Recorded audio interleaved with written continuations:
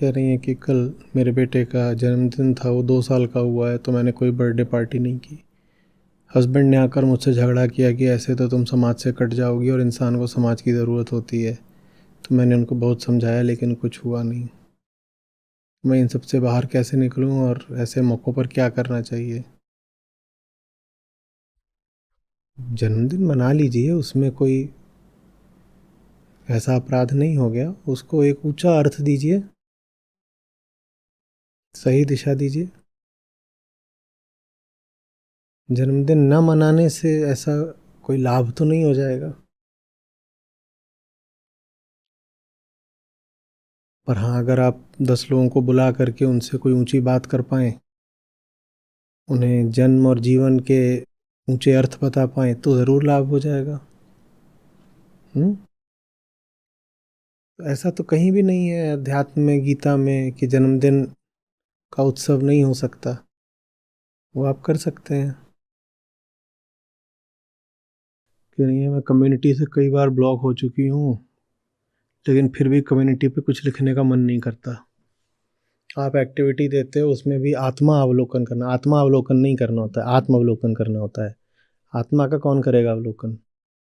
आप एक्टिविटी देते हो, उसमें भी आत्मा अवलोकन करना होता है। जो नोट्स हम बनाते हैं उसमें भी आत्मा अवलोकन करना होता है। आत्मा अवलोकन नोट्स में भी नहीं करना होता, आत्म अवलोकन करना होता है। एक्टिविटी में भी आत्मा अवलोकन करना है, नोट्स में भी आत्मा अवलोकन करना है। पर मैं आत्मा अवलोकन करती हूँ तो लगता है क्या टाइम वेस्ट कर रही हूँ। अरे कुछ अलग से करना होता है क्या, कि 7:30 से 8 तक आत्मा अवलोकन करना है?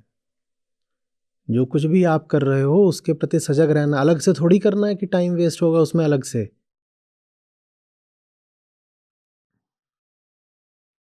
आप दिन भर जो भी कर रहे हो उस पर निगाह रखने को आत्मावलोकन कहते हैं। पता हो कि क्या चल रहा है, ये है आत्मावलोकन, बस। हम्म। आत्मावलोकन नहीं करो तो फिर सत्य भी समझ में नहीं आता, फिर आत्मावलोकन आत्मा अवलोकन बन जाता है। तो कह रही हैं, और इसीलिए मैं एपी ऐप को ओपन ही नहीं करती, क्योंकि ओपन करूंगी तो सबके आत्मा अवलोकन देखकर दुखी हो जाऊंगी और मुझे लगेगा कि सब कर रहे हैं, मैं ही नहीं कर रही। आचार्य जी, ऐसा क्यों हो रहा है? जब ऐप ओपन ही नहीं करती तो ये सवाल लिखने को भी काहे को ओपन करी? हम्म। क्यों हुई? जिस उद्देश्य से आपको ऐप दी है, जब आप उसका वो इस्तेमाल करते ही नहीं हो तो सवाल भी काहे को लिख रहे हो? यही है आपका, बैठे बैठे सब बिना श्रम के मिल जाए। जो मार्ग बताया जाए, जो साधन दिया जाए, जो अनुशासन कहा जाए, उसका पालन भी नहीं करना है। और आचार्य जी हैं तो मशीन की तरह, उनका बटन दबाएंगे, उनसे आंसर ले लेंगे। एटीएम है आचार्य जी, ऐसा जिसमें पिन कोड भी नहीं लगता, बस जाओ बटन दबाओ आंसर ले लो, बटन दबाओ आंसर ले लो। और उस उत्तर को कमाना नहीं है, कोई कीमत नहीं चुकानी उस उत्तर की। जो जो आचार्य जी ने ही बोला है कि पहले करो, वो नहीं करना।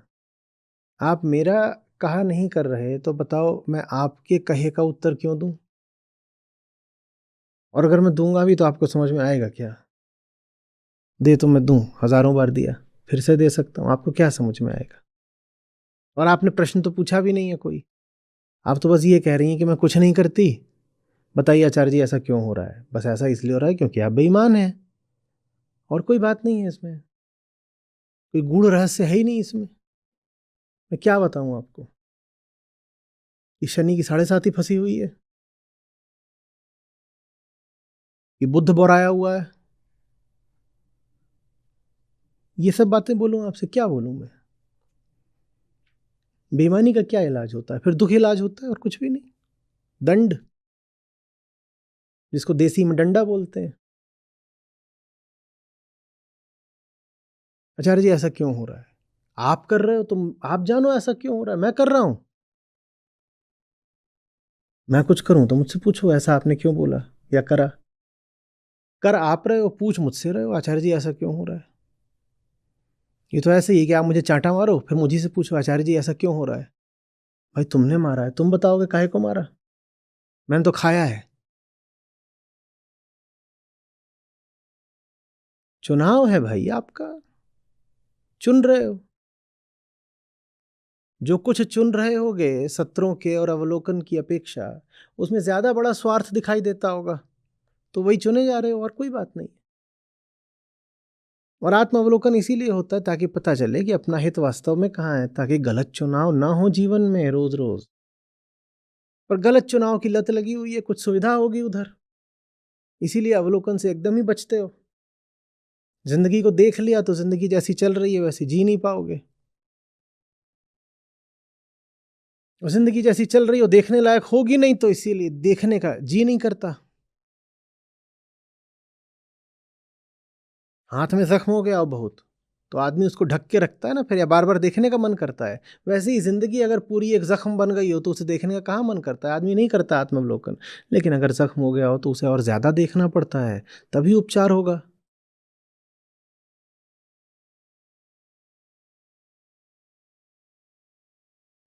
कि नहीं।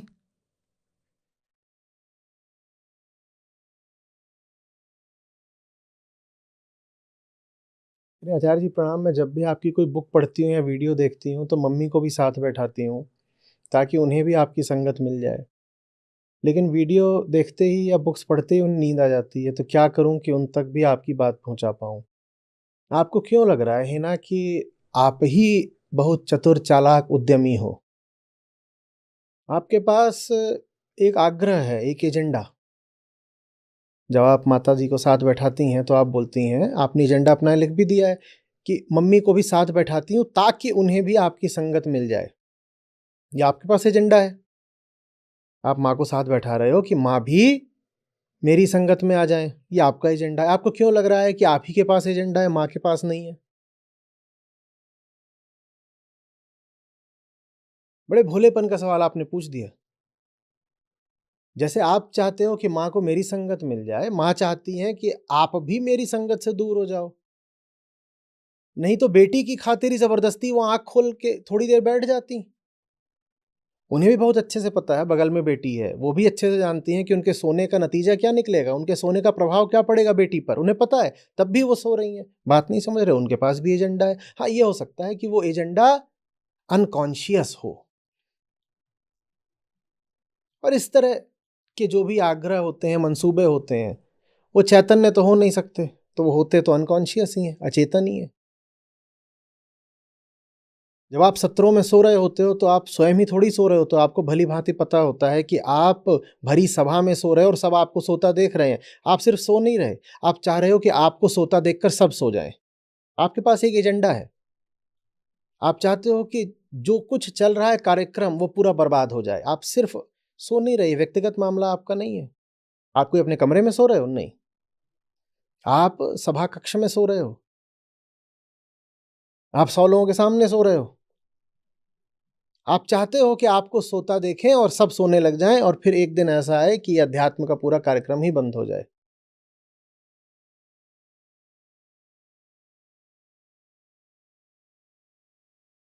हम इतने भी असहाय नहीं होते कि हम बिल्कुल ना चाहते हो और हमसे कुछ हो जाए। 100 के साथ बैठे होते हो, भूख लगती, खाना शुरू कर देते हो? नहीं। तब तो नहीं कहते कि असहाय हूं, भूख लगी, मैं खाने लग गया। और छोड़ दो, बहुत सीधी सी बात है, हंस मत देना। यहां बैठे होते हो 100 के बीच में, जोर से पाद देते हो, तब तो कहते हो 100 के बीच में बैठा हूं, पाद कैसे दूं। 100 के बीच में बैठे हो, पाद नहीं देते, तो सो क्यों देते हो। वही हो रहा है जो करना चाहते हो। तुम सिर्फ स्वयं नहीं सो रहे, तुम सबको सुलाना चाहते हो, और तुम्हें अपनी इस साजिश का पता भी नहीं है। गाड़ी ड्राइवर चला रहा होता है, बार बार कहा जाता है सहयात्री जो है न सोएं, क्योंकि सो जाएंगे गाड़ी में जितने बैठे हैं यात्री, तो चालक भी सोने लगेगा। खासकर जो ड्राइवर के बगल वाली सीट होती है उनसे तो आदमी ही वहाँ ऐसा बैठाया जाता है जो सोए ना रात में, क्योंकि वो सो गया तो ड्राइवर भी सो सकता है। सब जानते हैं कि एक सोएगा तो सब सो सकते हैं। आप फिर भी सोते हो, निश्चित रूप से आप चाह रहे हो कि न सिर्फ आप सो बल्कि सब सो जाए। एजेंडा समझने की जरूरत है।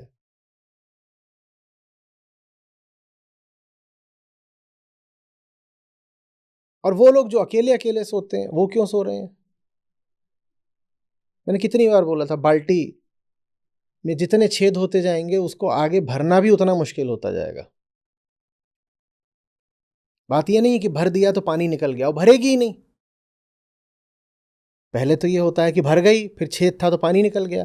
अब बार बार बाल्टी में छेद कर दो, नए नए छेद कर दो, तो फिर वो भरेगी ही नहीं, खाली होने का सवाल ही नहीं पैदा होगा। जितनी बार आप ये सब करते हो स्क्रीन के आगे कि सो गए, उतनी बार आप अपनी बाल्टी में एक छेद और कर लेते हो, और कई छेद करने के बाद आपको स्वयं से ये कहने का बहाना मिल जाता है कि अब तो ये बाल्टी वैसे भी कभी भर नहीं सकती, तो अब छोड़ ही दो ना।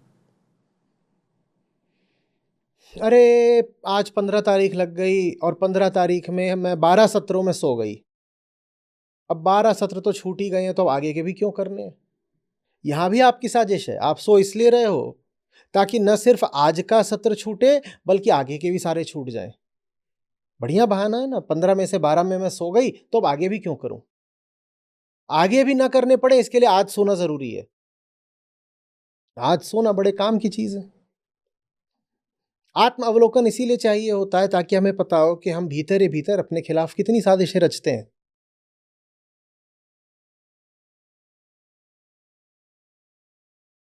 भाई आपने कोई कोर्स पूरे सेमेस्टर ना कराओ तो उसकी आखिर की 3-4 क्लासेस में जाके कुछ मिलता है क्या? कुछ जाओगे भी तो कुछ नहीं होगा, कुछ समझ में ही नहीं आएगा। यही फिर हमारा तर्क बनता है कि जब मैंने कुछ सुना ही नहीं पूरे महीने, तो अब काहे को सुनूं? और जब पूरे महीने कुछ नहीं सुना तो अगले महीने के लिए रजिस्टर काहे को करूं? अगले महीने में क्या सुन लूंगी जब पिछले महीने का मैंने कुछ नहीं सुना? तो छोड़ो, खत्म करते हैं, अगले महीने अब रजिस्टर भी नहीं करेंगे। ये जो नींद वगैरह है ये बेमकसद नहीं है, इसके पीछे जबरदस्त मकसद छुपा हुआ है। ये कोई आप नादानी में भूल से नहीं सो गए। माया ने पूरी चालाकी के साथ चाल चली है सोने की, इसलिए आप सोते हो।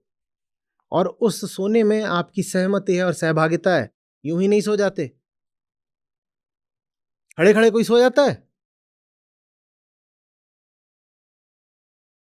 जब कहते भी हो बड़ी जोर की नींद आ गई तो बिस्तर पर लेटते हो, तब सोते हो। बिस्तर पर लेटने का फैसला किया, खड़े ही रह जाते तो सो भी नहीं जाते।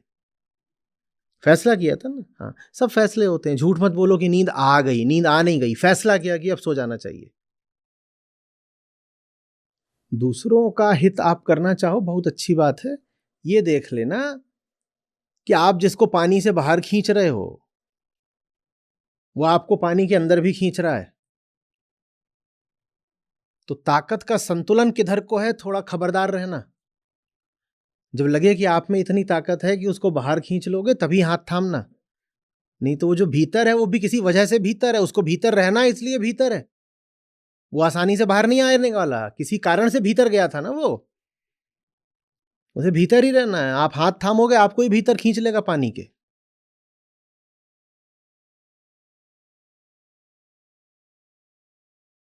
हाथ थामने को मना नहीं कर रहा, मजबूत होने को कह रहा हूं।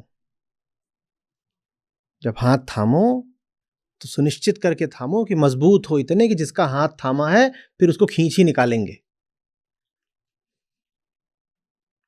मेरी आदत बचपन से तुलना करने की है, और जो कुछ होता है सोशल मीडिया पर उसको देखती हूँ तो ईर्ष्या उठती है। तो मैं कैसे रोकूं ईर्ष्या को? सोशल मीडिया की जगह ईर्ष्या पर जो मेरे वीडियो हैं वो देख लो। आप चाह ये रही हो कि दिन भर सोशल मीडिया देखो, वहाँ ईर्ष्या वगैरह करो, और शाम को मैं आऊँ तो मुझसे पूछो ईर्ष्या कैसे रोकूं? दिन भर सोशल मीडिया काहे को देख रहे थे? ईर्ष्या पर 636 बार बोला है, उसको क्यों नहीं देखा? सब ठीक हो गया होता पहले ही।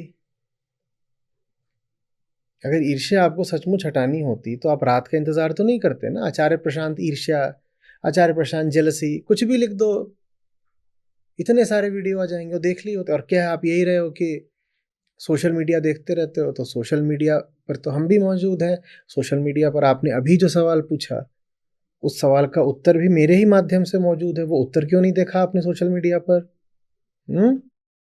आप लोग चाह रहे हो आपकी जिंदगी वैसे ही चले, बिल्कुल जैसी चल रही है, और मैं वैसी ही आपकी जिंदगी को चलाते रहने का जरिया बन जाऊं। आप जिंदगी बदलना नहीं चाह रहे। आप लोग जैसी जिंदगी चला रहे हो बिल्कुल वैसी ही चलाते रहना चाहते हो, कुछ नहीं बदलना चाहते। लेकिन जैसी आप जिंदगी चला रहे हो उसमें दुख मिलना प्राकृतिक है, कर्मफल का सिद्धांत। आप चाहते हो आप जो कर रहे हो करते भी रहो और उसमें दुख न मिले। और दुख कैसे न मिले, आचार्य जी को सामने कर देंगे। कर्मफल का सिद्धांत मैं थोड़ा ही तोड़ दूंगा। जो कर रहे हो अगर उसमें फिर दुख मिलना चाहिए तो वो तो मिलेगा ही। मैं तो बस बता सकता हूँ कि दुख क्यों मिल रहा है।